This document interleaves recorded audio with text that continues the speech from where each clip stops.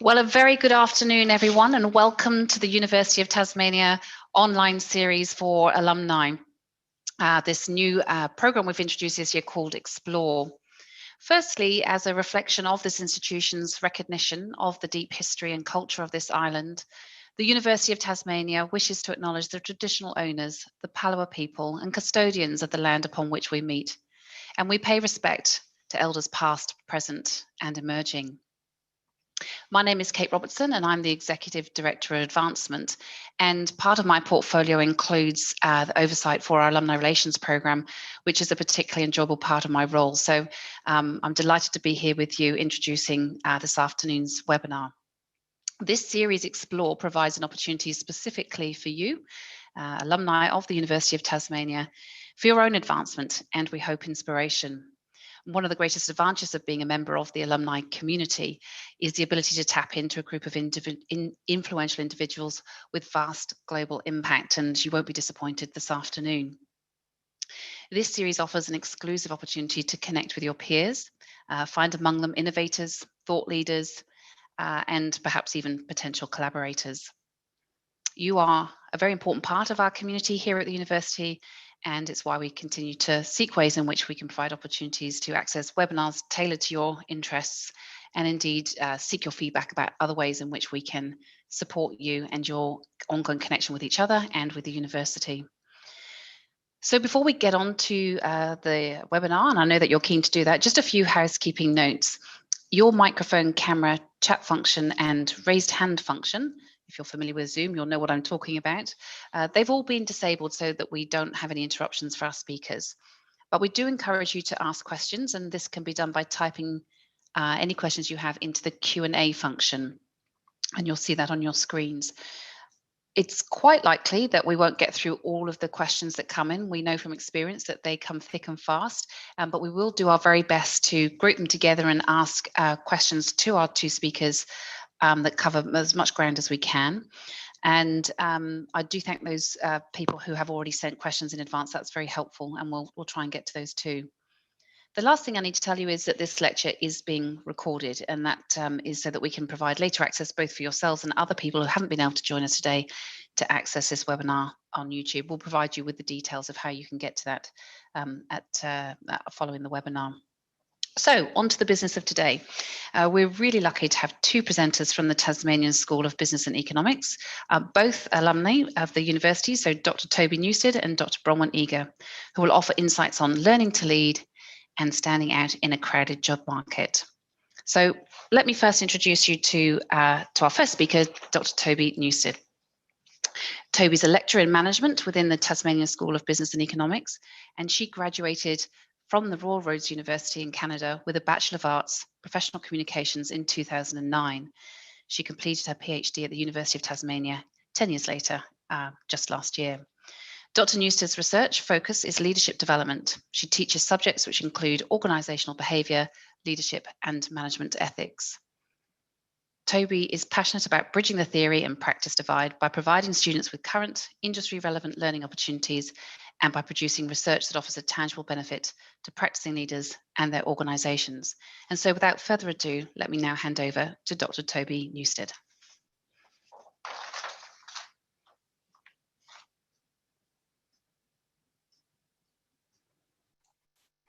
Hello, everybody, and thank you, Kate, both for the invitation to be here today and for the nice intro.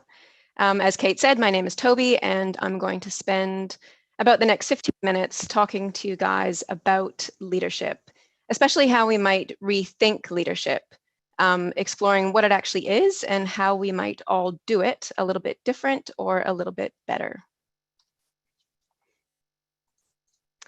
So leadership is a bit of a funny thing to talk to people about. And it's a funny thing to talk to people about because everybody actually already understands leadership. And the reason we all already understand leadership is because we've all experienced leadership from a very young age.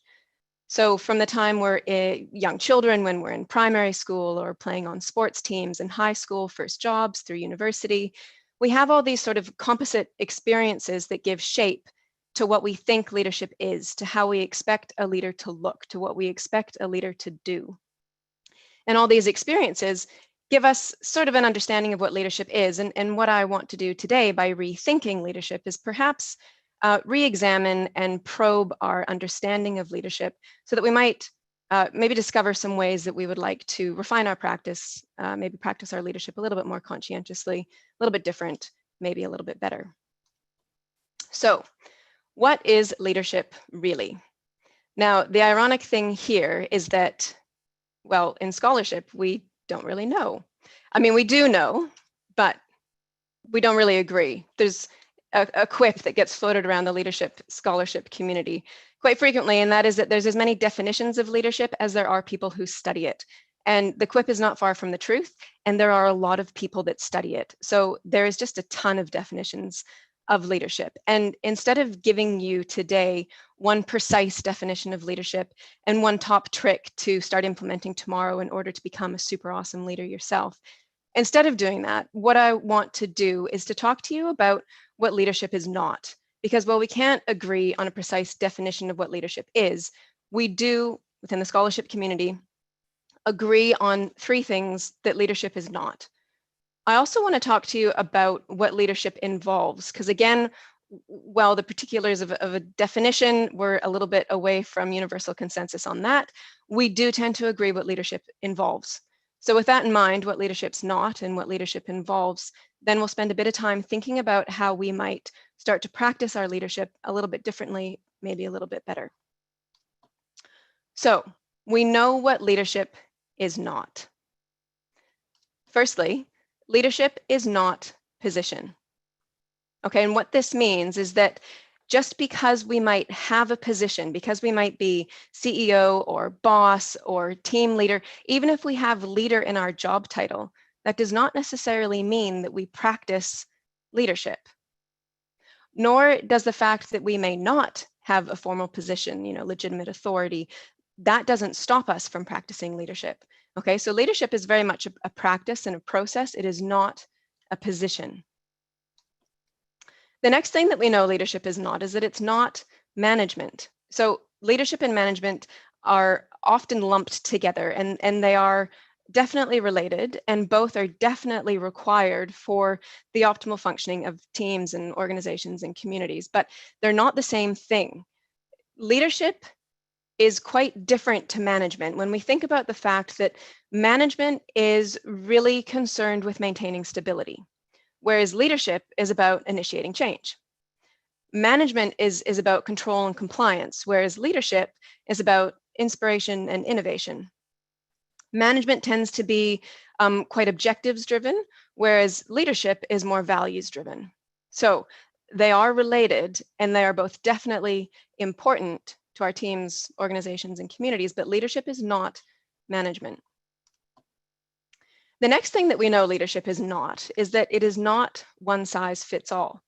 So in our early experiences of leadership, perhaps in primary school, we experienced leadership as the class leader, leading a single file line of fellow students from music to PE back to homeroom.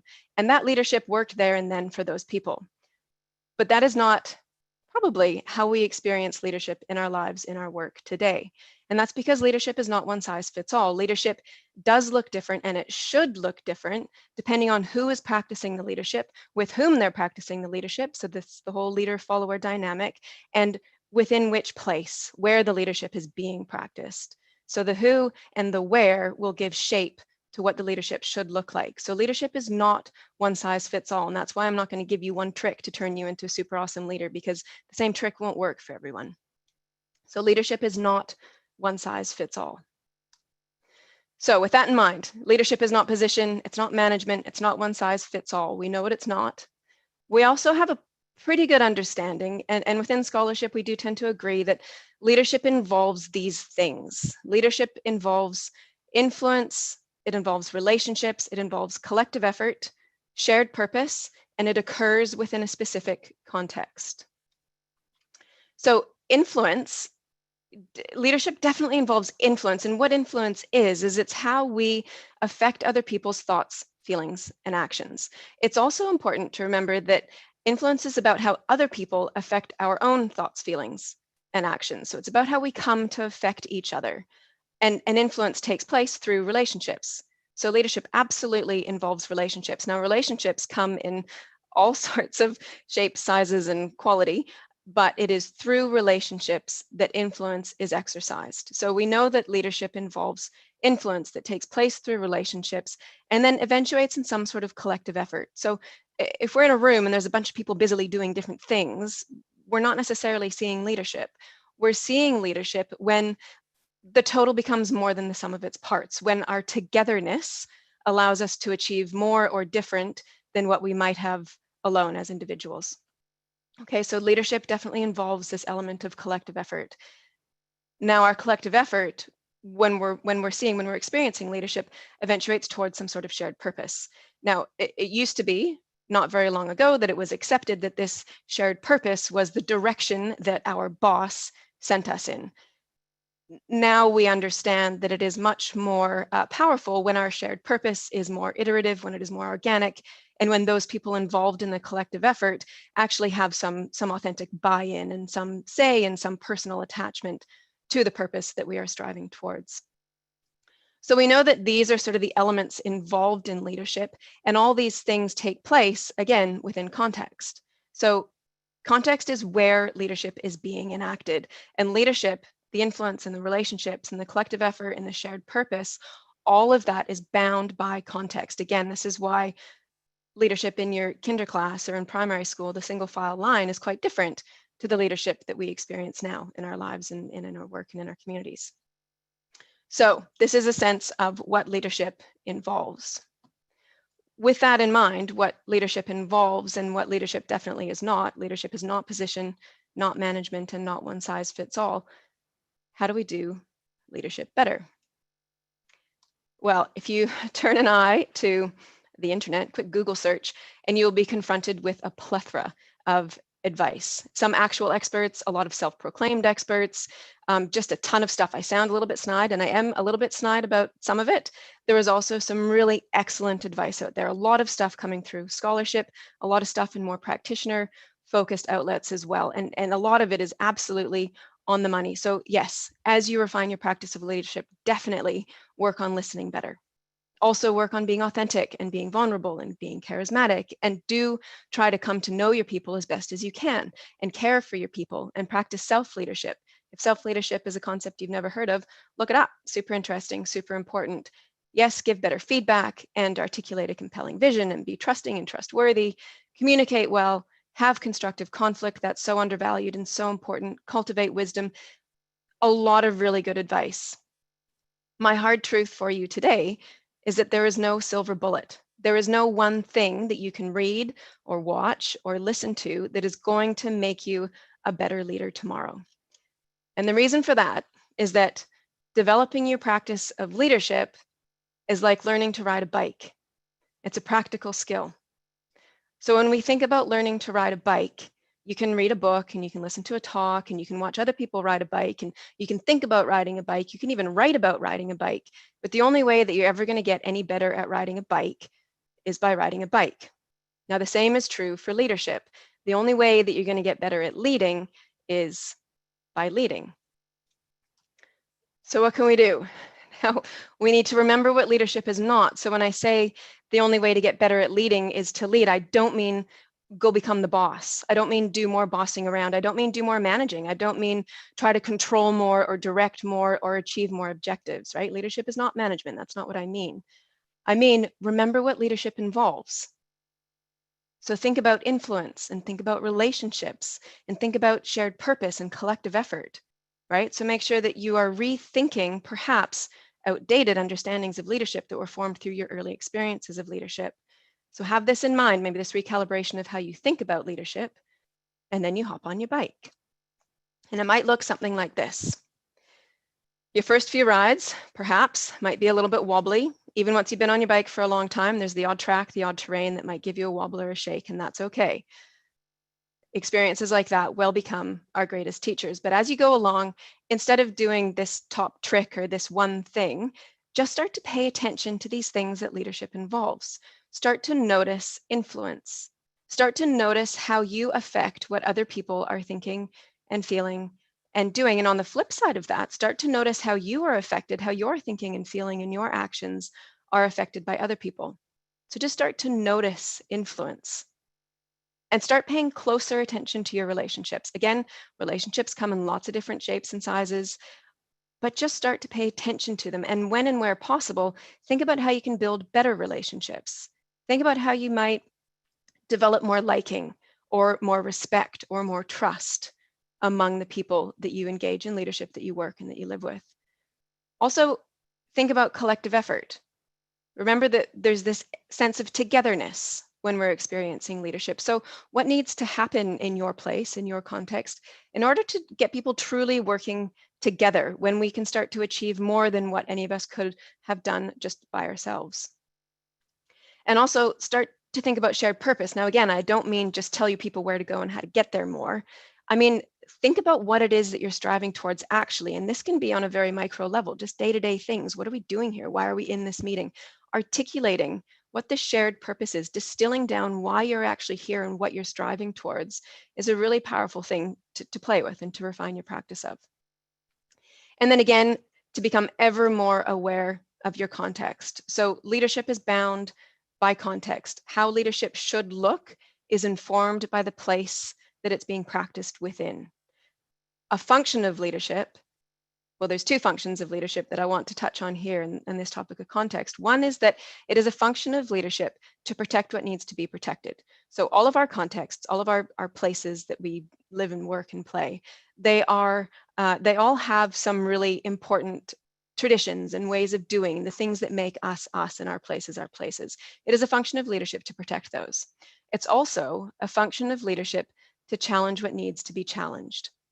Okay, so all of our places, while they have their sacred parts, they also have things that maybe need to be questioned and challenged, perhaps norms that are outdated or a little toxic. Okay, and that's a function of leadership too. So become ever more aware of the nuances of your context. Now, as you play with all these different things, as you're riding along on your bike and it's a little bit shaky and you're thinking about influence and you're looking to your relationships and you're rethinking what this all means and how you can sort of flex into maybe slightly different behaviors to affect a bit of change, the only little bit of advice, concrete advice that I will leave you with is the power of journaling. Now, they say that experience is the best teacher, and that's half true. Experience is only the best teacher when it's coupled with reflection. So as you hop on your bike, as you actually start to more conscientiously practice your leadership, to cultivate your own leadership development, as you do that, pair these little experiments and pair these new experiences with some structured reflection, just a very simple journal entry. I tried this today. This is how it worked. This is what I'll do different tomorrow. And what you'll do is you're still refining your practice and cementing your lessons, and those wobbles and shakes will turn into your greatest teachers as you go about your business of developing your leadership practice. So with that, hopefully I've created a bit of a space and probed and helped reshape your thinking of what leadership is. Now, I wish you courage and determination, and I wish you an open mind and an open heart as you continue on your own leadership development journey. Thank you. Thank you, Toby. That's a really good overview, a big topic in a short space of time, but really beautifully digested, and some great themes that will keep the questions coming. We've had some come in on the Q&A. Keep your questions coming in for Toby. We're going to pick those up after we've heard from Bronwyn. So without further ado, I'll now introduce Dr. Bronwyn Eager, who joined the University of Tasmania in 2019 as a lecturer in management at the Tasmanian School of Business and Economics. She graduated from Swinburne University with a Master of Entrepreneurship and Innovation in 2010, and also a graduate certificate in Learning and Teaching Higher Education in 2019. Prior to being awarded a PhD for cross-disciplinary investigation of health and wellbeing in entrepreneurs, focused particularly on psychology and entrepreneurship, Dr. Eager founded, grew, and successfully exited a business that delivered creative workshops throughout Australia. So she's been there and done it. She currently teaches entrepreneurship and small business management. Dr. Eager's research interests include health and wellbeing in entrepreneurs, entrepreneurship education, and the role of gendered narratives in entrepreneurship and STEM fields. Very topical areas, Bronwyn, and particularly for the world that we're living in at the moment. And we really look forward to hearing what you've got to share about being how to stand out in a crowded job market, which I think is a topic that people are interested in all the time, but perhaps never more so than now. So over to you, Bronwyn.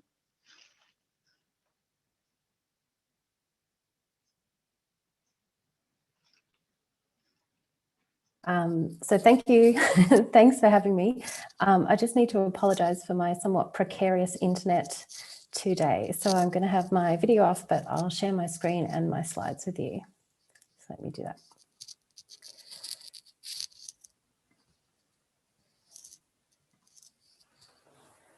Cool. So in the next 15 minutes, what I want to, well, I have two aims really that I want to share with you. And the first is to introduce you to this new, and it's relatively new and a unique way of thinking about work, and to give you an overview of a tool called the Personal Business Model Canvas.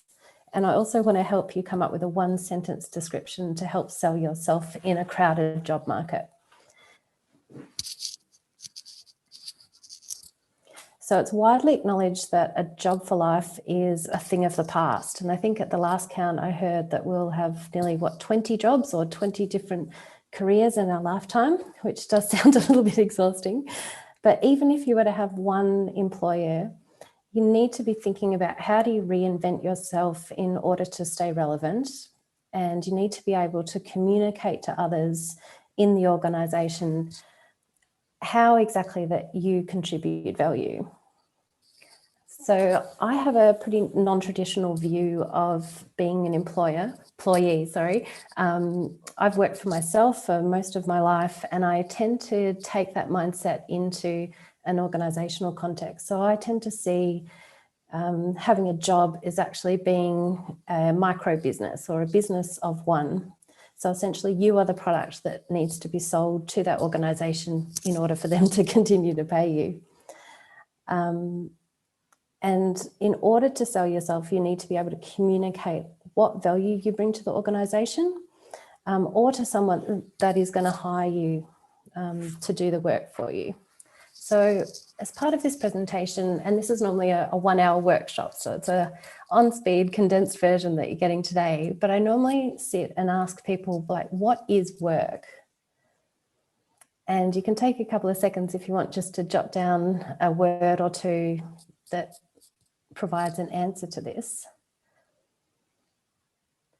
But what I usually get in the room is answers like, oh, work's getting paid to do a task, or work is completing jobs for a boss, or it's about commuting to the office or answering emails or interacting with clients. And this personal business model canvas, which was developed up by Dr. Tim Clark and colleagues, has a slightly different answer to the question of what is work. So Dr. Tim Clark says that the definition of work is actually helping people. So it's not about your skill set per se or the activities that you're capable of doing, but it's more about how you can apply those activities in order to help others. So in the next few slides, I want to run you through some of the key concepts that it's really good to grasp in order to create your own personal business model canvas. So I want you to consider this example here. So as an example of the definition of inaction, consider your local doctor. So what work does a doctor do? So you may think, okay, well, they take temperatures, they write scripts, they see patients, they read journal articles to keep up to date with the latest medicine. But people don't go to the doctor with the aim of having their temperature taken. This is just an activity that the doctor performs. So the job or the work that people hire the doctor to do is for the doctor to help them or stay healthy or help them overcome an illness. So the two takeaways from this example is that you do activities not for the activity itself, but for the value it provides in moving you closer to helping others achieve their goals. And people don't pay you just to do activities, but they pay you to help them get their jobs done.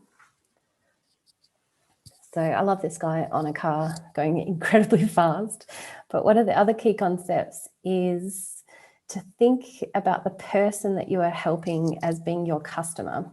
So the customers could be your boss, they could be other stakeholders. So for example, my boss is essentially you, Taz, but my customers are my actual students.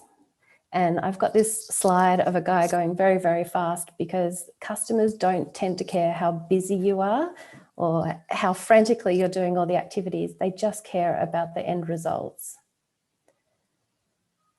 So far, the key takeaways that I want you to kind of grasp is that work can be defined as helping people. The people that you help can be thought of as your customers. And activity is different from value. And you create value when you help other people get their jobs done. So when you think about these takeaways kind of in the context of your own career, you could consider things like, who do you want to help? So who are your customers? What jobs do you want to help these people get done? So what problems do you want to help people solve? And also, like, what activities do you need to master in order to create value for your customers? So this is the personal business model canvas. And in this section, I'm just going to give you a very, very high level overview of the different blocks. So there's 9 building blocks that make up this canvas, and it's kind of sold as a one-page method for reinventing your career. So together, these blocks actually lock into each other and they help you tell an overall story of yourself as a micro business. And it's based on a tool called the Business Model Canvas, which we use in entrepreneurship education quite a lot with students, and it's used in industry to design or to improve businesses. So the definition that Tim Clark gives of the personal business model canvas is the logic by which an individual creates and delivers value to their customers. And the first block that I want to run you through is called key resources. So if you were a business, the key resources that you might have would be things like intellectual property, your brand, key people in your business. But if you think about it in terms of a personal business model canvas, you are the key resource.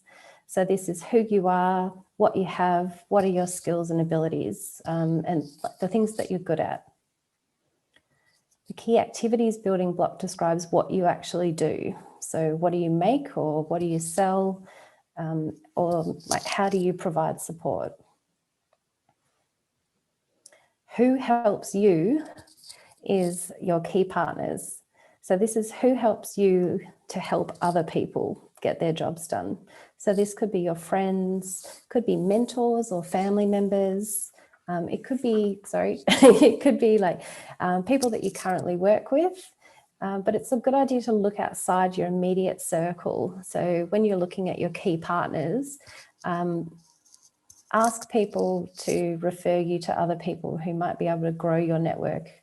And tools like LinkedIn are really great for this.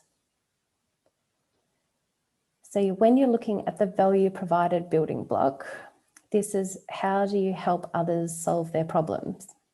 So things to consider, like the types of problems that you could solve, is how could you help someone lower their costs? How could you help someone reduce risk in their organisation or their business? How could you help someone improve their performance? So think about what benefits your work could provide. Channels. So you may be the most awesome person at doing what you, like the value that you provide, but if no one knows about you, this is slightly problematic in terms of getting hired. So you need to answer the question of how can people or your customers go about purchasing your value? Or in other words, how can they actually go about hiring you? And once they've hired you, what channels are you going to use to deliver value to them? Now, at the moment during COVID, I think the online channel has definitely dominated.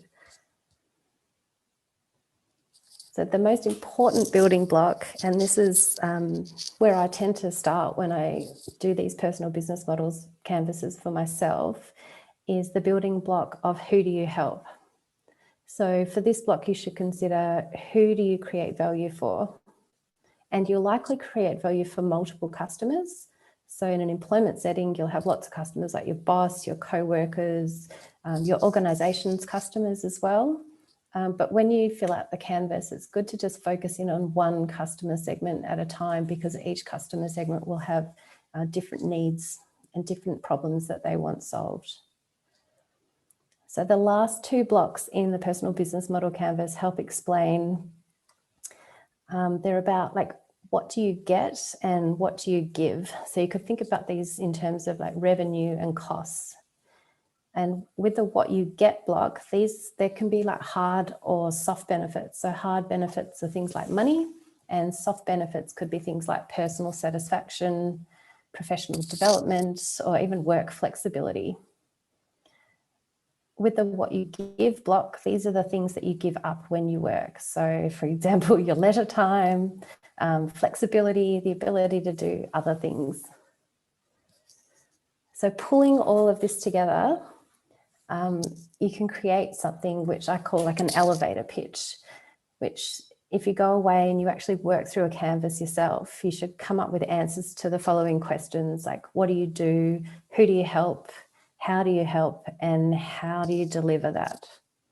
So once you have the answers to these questions, and I really urge you, if you do this, actually it looks really simple, but actually spending a lot of time and committing to answering those blocks can take you like quite a while to do. But once you have done it, you can wrap the answers to these questions up into a single sentence that clearly defines your value in the marketplace and also answers that famous dinner party question of, so what do you do? So as an example, my one sentence pitch about my work might sound something like this. So, hi, I'm Dr. Bronwyn Eager, and I teach students how to use entrepreneurship skills to help them advance their careers through traditional classroom and online teaching sessions. So in this example, I've used the activities of what I've done, so color-coded here in the slides. So I help advance careers as the value. My students are my key customer. Teaching's my key activity, and the classroom and online are the channels through which I provide value. So I really urge you, have a go at filling out a canvas yourself and writing your own one-page or one-sentence pitch. And you can easily find these canvases online if you just Google personal business model canvas. So thanks, and I'm hoping I didn't go too over time. No, you've done brilliantly, Bronwyn. Thank you so much. And I loved the practical elements. Even as you're speaking, I'm thinking about how we can get you to come and spend some more time in our own workplace. So thank you so much for your time and distilling a really important topic. So we're going to open up now to questions. I've got some already in, both that have been provided today and questions that came in before. And so one that I'll kick off with straight away, and I think is a common question that people ask, and perhaps I'll throw this to Toby in the first instance. There's a couple of questions that are on that theme of how can you lead in an organization where perhaps either the immediate person above you or the organization around you generally is poor at leadership. So you're in an environment where leadership is very, very poorly executed. So perhaps there's self-interest at play, politics, relationships, or perhaps lack of understanding, lack of decision making.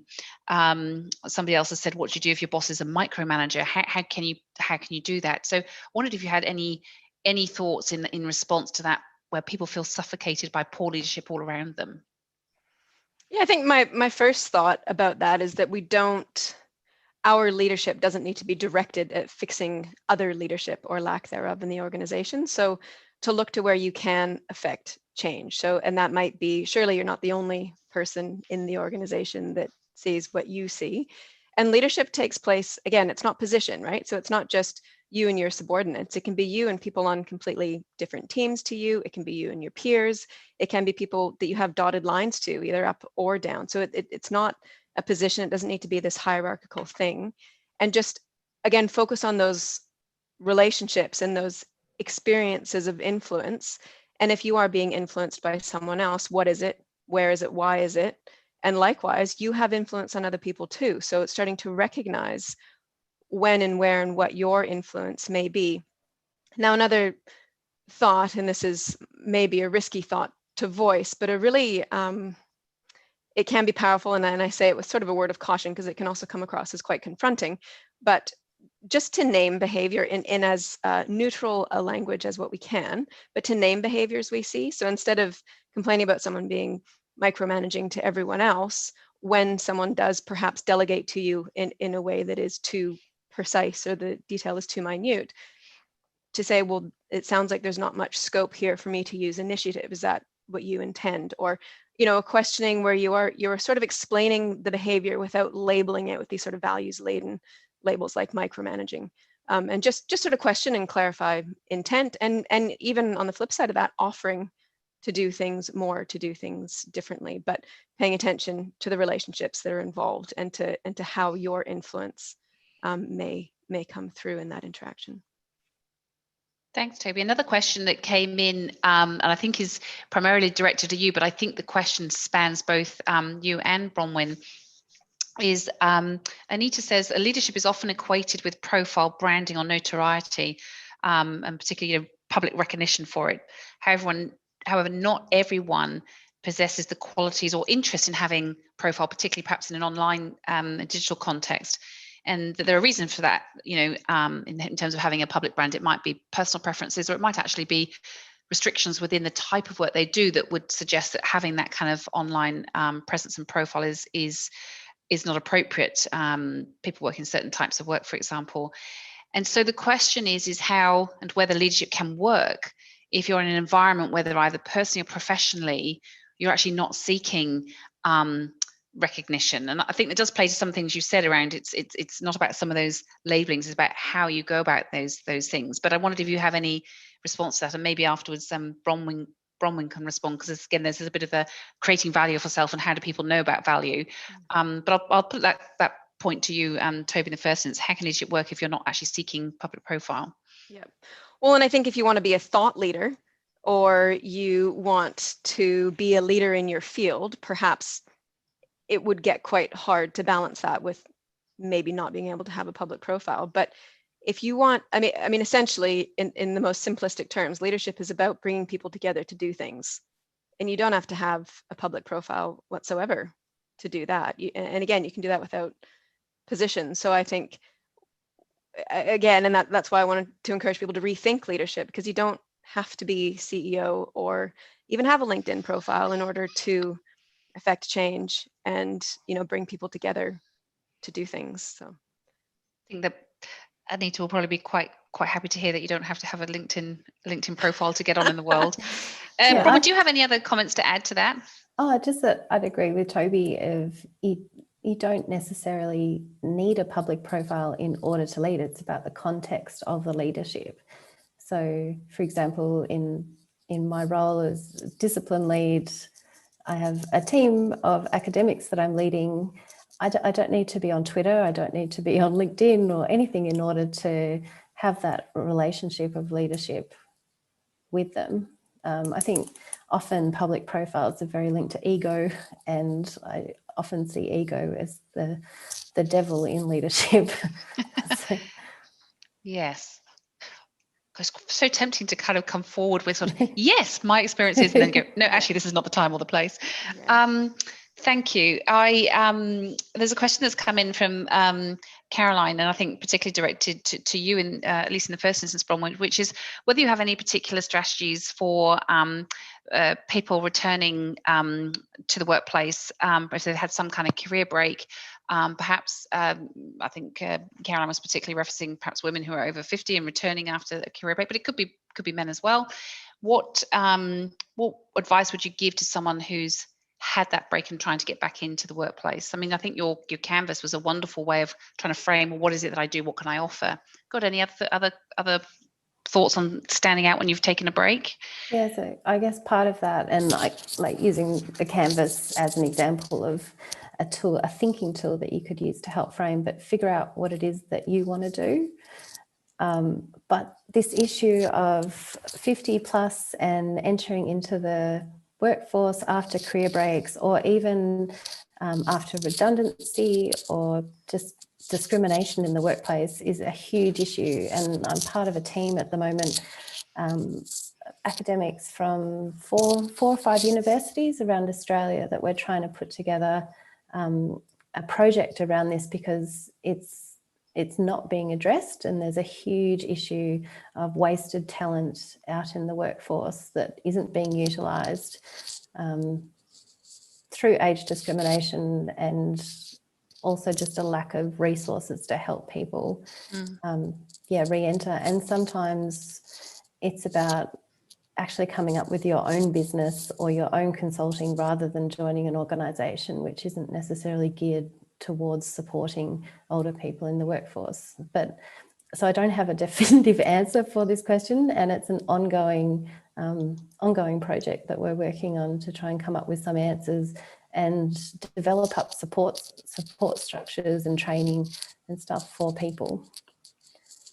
Thank you. I mean, coming from another angle, one of our participants today has asked about whether you have any tips or advice on how to frame unemployment. If you're currently unemployed, how might you describe that? Or if you've had periods of unemployment, there's obviously that sort of fear factor around how you would describe that on job applications or a CV or in conversation. Yeah, I think I saw that in the chat box as well, of how do you craft up a one sentence kind of pitch about what you do if you're not currently employed. And there's this, I would say, get a copy of this book, which is The Business Model You, and I'm in no way affiliated with them and don't get kickbacks for recommending it. But when you're reinventing a career or when you're trying to get into a job, I think it's really important that you do know, or you have some idea of, well, what are your key skills that you're going to bring to the table in exchange for someone paying you or hiring you in order to do that work? Who do you want to work for? So who is your customer? So I think you can answer the questions that I posed in those 9 building blocks without necessarily being currently employed, and even crafting up a version of that one-page canvas that is, if you could imagine your future self, what would you imagine them doing? And so writing an aspirational one-page business model, personal business model canvas, and then figuring out, well, what are the current deficits or gaps that I've got in the activities that I'm performing or in my skills that I need to go and acquire in order to make that one-pager a reality. So I hope that kind of goes towards answering it a little bit. I think your that tool, the Canvas tool, in a way helps with a lot of these questions, actually just sort of mapping, as you say, your value and how you do it, or as you say, where you really struggle to answer those questions might give some clues as to then what you might need to be doing more deliberately. And it looks very simple, but it takes, it's taken me weeks just to fill out a one page of that, when you really sit down with yourself and honestly think, well, who do I want to be working with, or what problems in the world do I want to be solving? Is there value in engaging with friends or family or colleagues, or to help shape that? I mean, it is sort of third-party consultation and discussion helpful in that process, do you think? Yeah, and Toby's a good friend of mine, so she probably knows things about me that I don't know about myself that could be kind of implemented into crafting that. So yeah, I think the more outside research that you can do, the richer that it could be, the end product. Thank you. Toby, just coming back to you, Ross has posed, I think, a good question, which is, in a workplace environment where KPIs dominate the environment, do you have any advice as to how leadership itself can be measured and assessed in an objective way? In an objective big question. way. Yeah, that big is a question. Big question. And I'm not a psychometricist. I can't even say the word. So objective, usually we're talking about quantitative measures, and that is not my area of expertise. Some people, some scholars would spruik their own discrete theory of leadership and say, yes, you can assess leadership according to this measure of authentic leadership or transformational leadership or servant leadership. And then those styles of leadership are, have a robust evidence base suggesting that they will, correlate. We hesitate to say cause because they're quite different, but they will correlate with different organizational and team-wide outcomes like less turnover or higher retention or greater, better behaviors among employees. How to measure leadership for KPIs. The one thing that I will say, and I think that this is something that is easy without going down sort of the academic, how robust is your objective measurement tool, but just in a more practical vein, when we're thinking about the effectiveness of leadership, to make sure that we're asking the right questions. So not necessarily who has the biggest, loudest profile, but so social network analysis tells us that in terms of who might be having the greatest influence in an organization, we ask questions like, who in your team or in your organization have you had the most contact with in the last 2 weeks? And that will help us identify who in an organization, and there's a good chance it's not going to be the leaders, but who in an organization has the most opportunities to be affecting how other people are thinking, feeling, and acting. So that's one way to start to assess, not administer a survey to the people that have substantive leadership roles, but to start to get a sense of who actually is exerting influence or who has the opportunity to exert influence. And then the other side of that I would suggest is that don't get just the leader or just the leader's superior to assess the leader's effectiveness. 360 degrees, just the baseline stock standard. For that, you have to do at least 360 degree, which means, yes, absolutely ask the leader how they think they're going, but also ask people above them, people beside them, people below them. And some even go so far as to ask people outside the organization how they think the leader. And as you've been speaking, Keith Calvert, hi Keith, nice to have you on the line. He says perhaps 360 degree peer review is still an effective way to assess leadership. And I guess the key about that is making sure there is actually some common understanding around or common agreement around the scope of the 360, because again, even as you do those, you can kind of manipulate who you're asking. So that kind of independence around the voices that you want to hear from in that process is and good. I will add that I said leadership's not position, but that is quite hard to reconcile when we put it into an organizational context, because leadership positions are dictated by the positions that we hold. So when we're doing a 360 degree survey, very rarely do we do it for everyone in the organization. We do it for people that hold substantive roles. So we are assessing a position of leadership. And I've been saying that leadership is not position. And so I think that's an important distinction to raise, because we can objectively, to some extent, objectively measure the effectiveness, or if they're meeting their KPIs, if they have a role, and we use those objective measures. But what we're missing is the leadership that occurs outside of those roles. Well, and also it's if we take that further, then also how do you spot leadership potential and nurture that potential? So again, experience dictates quite a lot of that, but it's not necessarily objective and could be viewed quite negatively if either that leader has misread those cues or has a different, as you say, there's so many different views of leadership that that leader's interpretation of leadership versus others might be skewed. And so spotting leadership talent may be perpetuating a skewed notion of leadership that isn't actually healthy for that organization. So I don't know whether you have any thoughts or experience on spotting talent, leadership potential, let's call it that. Spotting talent. Well, I think the first place my mind goes is with the issue, and I sort of touched on this in my presentation, that we all have sort of a composite understanding of what leadership is that's based on our own life experience. Now, the problem is we talk about leader prototypicality, which is just how we expect a leader to look. And the problem with that is that for the most part, and this is true in scholarship, so a lot of our research is based on this same prototype of a leader that is an older white man. And so when I talk about leadership not being one size fits all, we have to make sure that we're not just defaulting to the prototypes that we have in mind based on who the team captain was, who the head of school was, who the coach was, who our first boss was, and make sure that we're looking for the attributes of leadership that are relevant to and important to our specific place, right? So our place, and that's this element of context, being aware of, and for a lot of people, it would be the organizational context. So what needs to happen in this organization? It could be, the changes that need to take place, or it could be the work that the organization does, the purpose.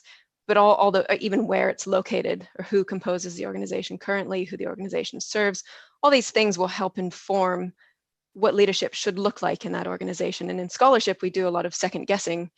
I mean, no, I don't mean to discredit scholarship. There's a lot of really good scholarship, but we say, well, it should be servant leadership. Obviously, there's a really good measure of that. There's a robust evidence base, so servant leadership is what we should do. And other scholars say, no, it's authentic leadership. And others say, no, it's values-based leadership. And there's merit in all of them, but really it needs to be dictated by the place within which leadership is being enacted and the people, because if it's not a style of leadership suited to me, then I'm better off, crafting my own. Well, as you say, if it's different in every place or in different contexts, and I guess within those contexts, one of those fundamental things is going to have to be the extent to which people are willing to get behind that leader. Because as you say, one of the most fundamental things is the power of bringing people together. So it's it'd be fascinating if a measure around even just that, what is it that is influencing people? Because we would all on this call have experiences of the person that we look up to, would like to be more like, learn from, and when observing their leadership style, and plenty of experience of learning by bad experiences. I remember a very powerful statement when I was working with someone that wasn't going particularly well, and someone reminded me that not all good learning comes from good experiences. And that was a massive shift in my own thinking about leadership, which is, so you might not get everything you want all of the time, but it doesn't make it invaluable to how you shape your own leadership. So I think to your point around this being leadership being something that you continually iterate and practice and develop, like riding a bike, I think it's a very powerful notion that it's not a fixed thing. It's a constantly evolving, developing thing. Somebody anonymous has said, has asked, what is constructive conflict and how do you have constructive conflict? It's a big question too. It is a big question. Not my area of expertise, but constructive conflict is just it. So psychological safety is really important to both leadership and the functioning of organizations. So and constructive conflict takes place when we have an element of psychological safety. So it is not destructive conflict, but it is a meeting of differing opinions essentially, and it's a willingness to voice opinions and hear contradictory opinions and sort of meet in the middle and nut things out, because that's we often, and Bronwyn would be able to relate to this, we in scholarship we have our ideas torn to pieces often, and it stings a lot of the time, but through that process, which essentially is a conflict process, we come to way better ideas. That's how research is produced essentially.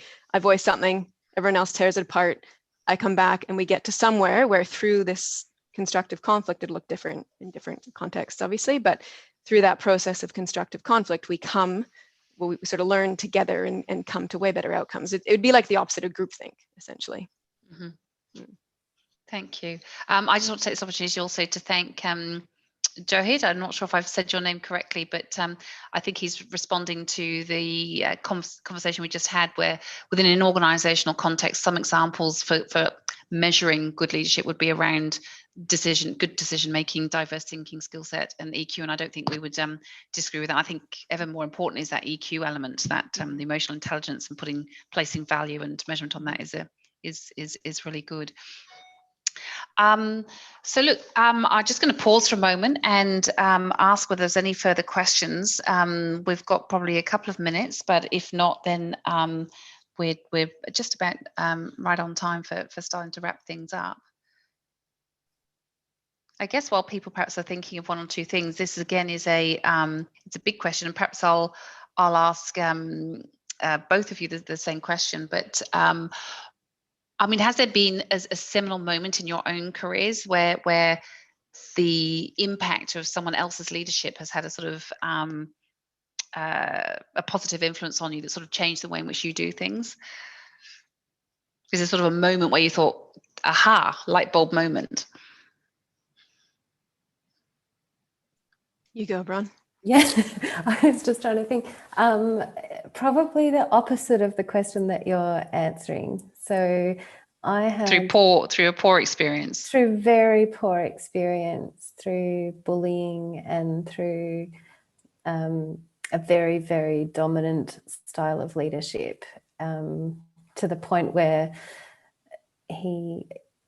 had nearly made every person in the team burst into tears, and he took me to his office one day and started yelling at me, and I turned around to him and I said, I don't respond to that, and I am not going to function at my best if you behave like that to me. And I think he stopped and paused, and I don't think anyone had ever stood up to him before, and then I never had a problem with him again. Thankfully, it could have gone the other way. But I think I always held him up as an example of this is how I do not want to behave. So yeah, taking like maybe like Toby's presentation of this is what leadership is not. Yes. Yeah, I think I've seen more examples of this is how I don't want to be as a leader, and trying to craft leadership around that.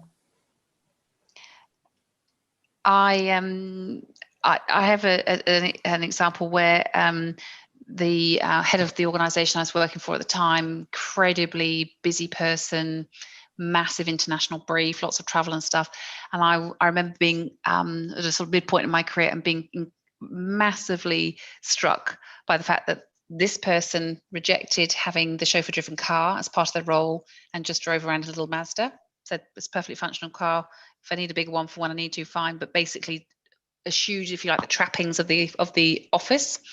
And the other was that he always found time. He went and got his own coffee from the queue in the canteen, and that opportunity to connect with people. And I thought for someone who was so busy, it was actually a really simple thing, but he valued the time that he would have, not only just the sort of the human everyday nature of just getting his own coffee rather than having it always brought and always in meetings and this kind of stuff.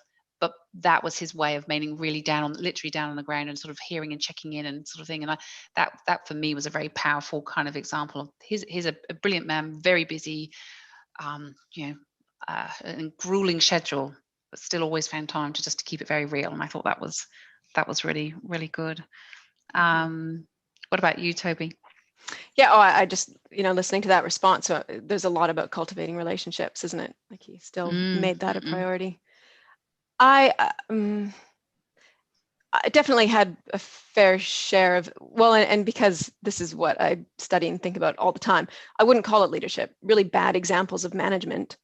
That's not leadership. Leadership ethics is something that I study, and so bad management to me, in my mind, isn't leadership. They might be called the leader, and I've had team leaders that were really bad managers in previous jobs. But to me, that wasn't leadership. And I think the moments for me that are pivotal are sort of continual, and they're through. And again, I have sort of an egalitarian understanding of leadership, right? Because it happens between people, even if I'm not in a conversation with my boss. But it's sort of been ongoing. So I have had experiences when I was young where I worked in a very traditional hierarchical, there is one boss and he is super bossy and he is super tall and super fit and super white and tells us all what to do.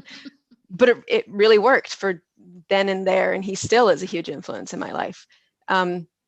Whereas now working in teams where we're, putting research projects together and it's iterative processes and, sort of in the community sector, and everyone is much more sort of subtle and sensitive and responsive to one another. And there is no formal leader in that room when we meet, but we come together and there's definitely collective effort and there's definitely shared purpose.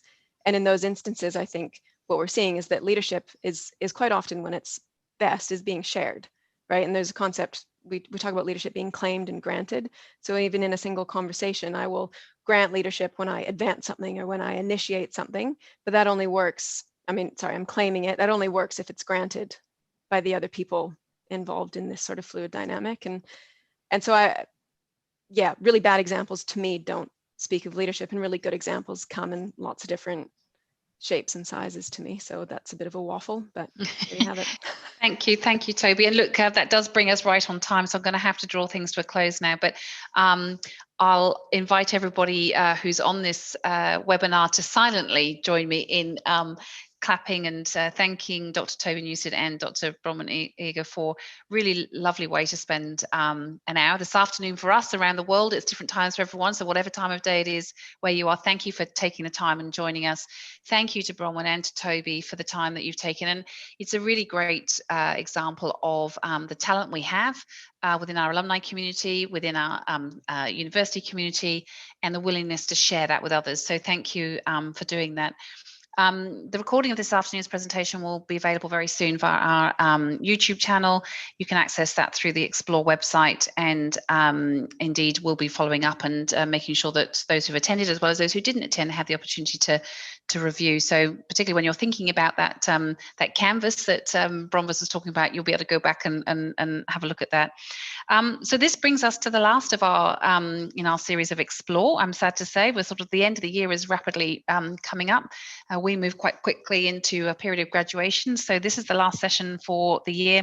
But soon you'll receive an invitation to join our alumni meeting, our annual meeting. That takes place on the 19th of November, and I'm really pleased to say that the Vice Chancellor, Professor Rufus Black, will be joining us, and he'll be sharing some perspectives on the past year, which has obviously been a particularly challenging one, but also teeing up the things that we've got to look forward to, and how the university is coming out of the other side of some of the worst aspects that we've experienced of COVID-19, but wanting to also share with you how we're in good shape going forward. So I do hope that you will join us on the 19th of November, but in the meantime, thanks to our speakers, thanks to the events team, thanks to the alumni team, and to all of you for making time for being here today.